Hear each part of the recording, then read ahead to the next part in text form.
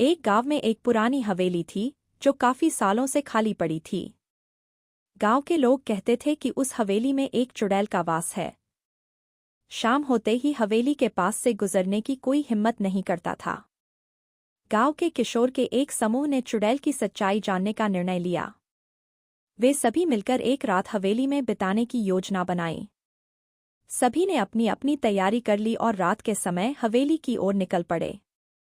हवेली में घुसते ही उन्हें अजीब सी ठंडक महसूस हुई। हवेली के अंदर घना अंधेरा और हर तरफ सन्नाटा पसरा हुआ था। अचानक हवेली के अंदर से एक तेज चीख सुनाई दी। सबके रोंगटे खड़े हो गए। उन्होंने देखा कि एक कोने में एक सफेद साड़ी पहने एक महिला खड़ी थी, जिसके बाल बिखरे हुए थे और आंखें लाल थीं। वह चुड़ैल धीरे धीरे उनकी ओर बढ़ने लगी।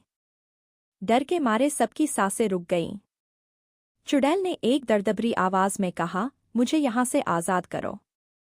सभी किशोर डर के मारे कांपते हुए पूछे, तुम कौन हो और तुम्हें क्या हुआ?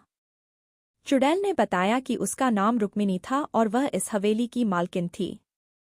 गांव के कुछ लोगों ने उसकी संपत्ति हड़पने के लिए उसे मार दिया और उसकी आत्मा इस हवेली में भटक रही है।